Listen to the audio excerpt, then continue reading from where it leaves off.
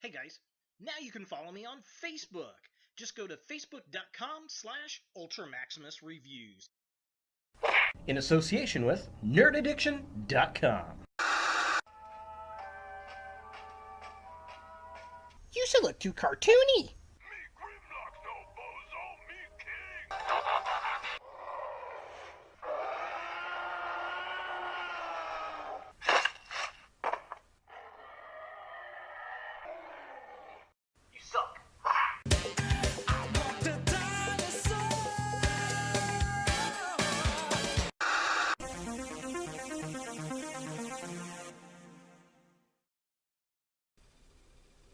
Hello YouTube, Ultra Maximus back with another toy review, and today we're taking a look at another Transformers figure, and it's from Transformers Cyberverse. It's Grimlock, or Rocket Roar Grimlock. He's an Ultra Class figure in the Action Attackers. Now I found this at my local Target on the south side of Indianapolis, and this figure retails for $19.99. This is definitely one of the figures I wanted to pick up in this line. I think the robot looks really good. I don't know about the dinosaur mode. I was kind of not so impressed with Shockwave. It wasn't that bad, but it wasn't that great. Definitely liking the robot mode here, but let's go ahead and check out the packaging. So here we have Grimlock in the packaging, and it's an open face package, so you can actually grab a hold of the figure, which is kind of interesting. That's something a little different for a figure about this size. Usually that's saved for like either a really big simplistic figure or like a one-step, but this is supposed to transform in 14 steps, so we'll see when we get it out of the package. I'm definitely liking the robot mode. It's nice and big and bulky. I like the design. It's interesting though because the artwork kind of shows Grimlock with an open mouth, so he's definitely going to have a battle mask in the series. We get some cartoon art of him breathing fire right there. Side of the package says it's an Action Attacker Ultra Class. This side of the package has some more artwork. So let's take a closer look here. So there is Grimlock right there, and there's the artwork with his open mouth, looking kind of interesting. There's the artwork of Grimlock breathing fire, and it's from Transformers Cyberverse. Side of the package, again, Ultra Class Action Battler, or not a battler, but an Action Attacker. And then this side has a better look at the artwork. So he's definitely going to have an open mouth, which is kind of interesting. Back of the package shows the dinosaur mode with his fire breathing. There's the dinosaur mode without the fire breathing. Looks very familiar to me for some reason. I'm not really sure why. I don't know if it's Rescue Box or previous generations version, but it seems like I've seen this before. And then we've got the robot mode, and then there's Bumblebee and Starscream in this series as well. And I definitely want to pick up that Starscream. I think that looks really cool. So I'm interested to see that. And then, of course, there's the robot mode, dinosaur mode, 14 steps. He changes, and there he is, breathing fire. So yeah, that's pretty much it for the packaging. Let's go ahead and get Grimlock out of the box and see what we think. So here we have Grimlock out of the packaging, and I'm slightly disappointed in this figure, but I do like this figure better than I do the Shockwave figure from the deluxe line there. I don't know. It seems like this line is just barely missing the mark, even though it is geared towards kids. Robots in Disguise was as well, but I like those action figures, and I don't mind the really cartoony, stylized look if they do the figure well. The problem on this guy is some articulation issues, much like Shockwave, as well as just some engineering misses.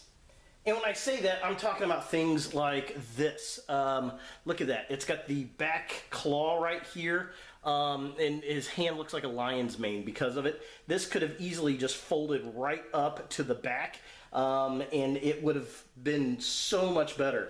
The other issue is the head, the way it just kind of, or I guess the Tyrannosaur head, the way it just kind of sits down there. This should have folded back up this way, but there is the play gimmick that prevents that from happening. That play gimmick also prevents any kind of movement in the waist, but the most annoying thing that I've come across on this line thus far is the head. There is zero head articulation on these figures that I've handled so far. So my Shockwave figure's head does not move, and Grimlock's does not move. I don't get that. I don't know why they're doing that. Now, that being said, I do like this robot mode. I like the sculpt. I like the look. He has a very heroic look, especially about the head, which is very different for Grimlock. I mean, Grimlock has always looked cool, but he looks very Autobot leader-like in this incarnation, which I really do like. It looks like he could pick up and lead the Autobots.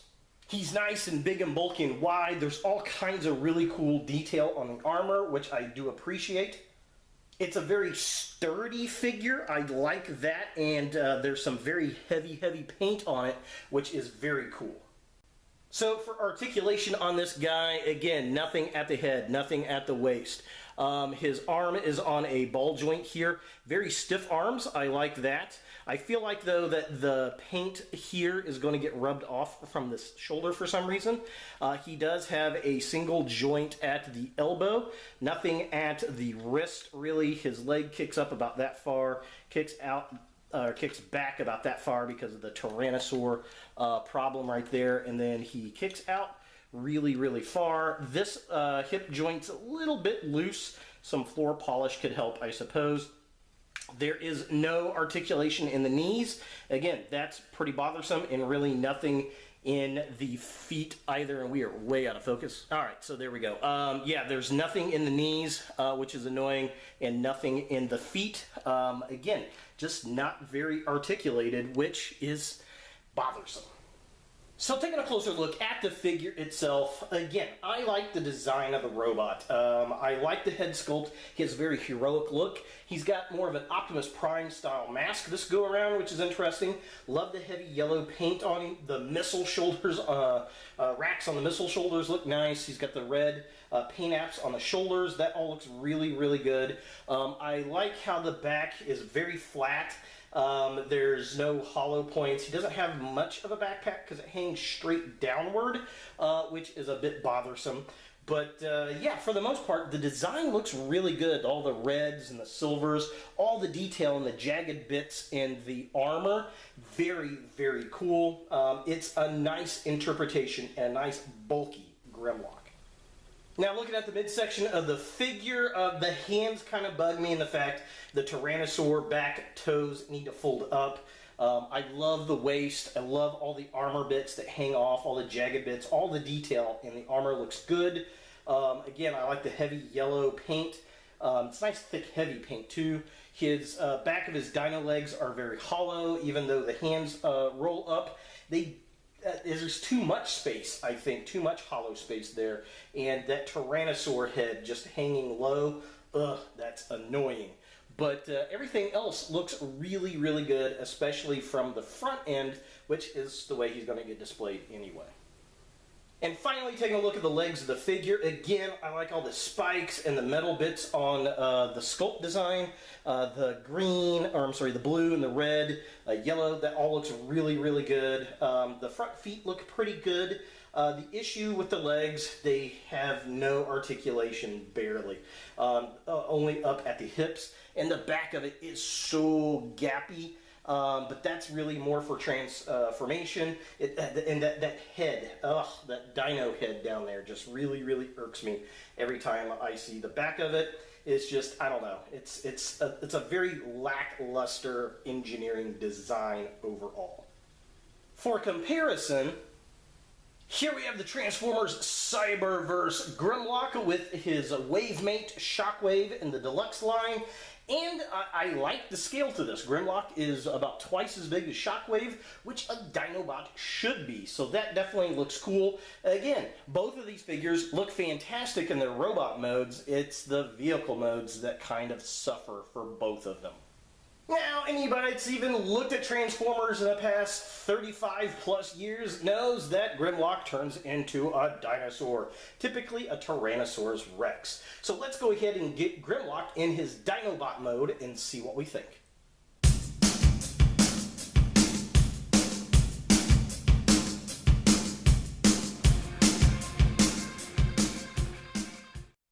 here we have Grimlock in his Dino Mode, and I'm not a fan of this, really. And I think it's the head sculpt. He looks more like a toad than a Tyrannosaur to me. It does have some articulations, but there's a play gimmick that prevents a lot of that. His little arms right here are on ball joints, and you can actually get them posed pretty well. I do like the design of his little arms, though. I do like that. I think that looks pretty cool. I like the fact he's got the missile racks on his legs. That's very cool. Hopefully we see something of that used in the actual show. It stands really well because of these great big old toes that don't fold up in the robot mode, which I've complained about. Yeah, that's kind of weird. The tail is funny. The way this snaps together, this feels, I don't know, there's something weird about that plastic. And the fact it's black is a bit weird to me as well. These legs don't really clamp together all that well to form the back of the body, so be aware of that. I like the spikes. I think that looks good. Yeah, I mean, it's pretty subpar as far as a Tyrannosaur goes. Little kids will like it, though, for sure. There's no doubts about that. Now, the play gimmick on this, there's a little button right here, and you almost have to lift this up to actually press it, and this is what he does. Bloop. There we go, and lift that back down, and he gets these little fire blades that pop up that are kind of cool, and then he's got a little tongue. It's supposed to be fire breath coming out, and it's painted well, I guess, but it looks, and it's kind of pearlized, but I think it would have been better if it was translucent plastic, to be honest. The back of the box kind of makes it look a little like translucent plastic, but it's not the case. It's got yellow paint on the flames back here as well as here with some red, so kind of interesting, kind of different for sure. I don't know. It's an okay Dino Mode, but man, that head just really looks like a toad to me for some reason. I don't know, what do you guys think? Do you like, get that reset back in there. Do you like this look for Grimlock? Leave a comment down below. And would you like to see more Dinobots? I don't know how many other Dinobots we're going to get in the show, but I'd at least like a couple more. I'd like to see Slag, I'd like to see Snarl, and I'd also like to see Swoop. Heck, why not just give us Sludge? Give us a whole set of Dinobots in this scale. If they were all this size, I wouldn't be mad about that. So is the Transformers Cyberverse Grimlock something you want in your Transformers collection? Well, I would say for most of the Transformers fans, this is a pretty easy pass unless you're specifically collecting Dinobots and are a completist. If you like Grimlock, you might like this figure. It retails for $19.99. I think it's about $5 too much. All the figures in the new line are like that to me. I like the robot mode. I think it looks good. There are just misses on the design, like those hands. The back of those dinosaur toes need to fold up. The back of that Tyrannosaur head needs to fold back. He needs articulation in his knees and in his head. Overall, it's just a slight miss from Hasbro. Hopefully this is a fun character in the show because I do like the design. Again, I think it looks very heroic. Ironically, this might be the first Grimlock figure that I do not pose in the dinosaur mode because I think the robot mode looks way better than the dino mode, and I've never had a Grimlock like that, which is very, very weird to me. Overall, it's an okay figure. Wait till it goes on sale. So there he is, Grimlock from Transformers Cyberverse. Hey guys, thanks for watching. If you like this video, thumbs it up. If you hate this video, thumbs it down.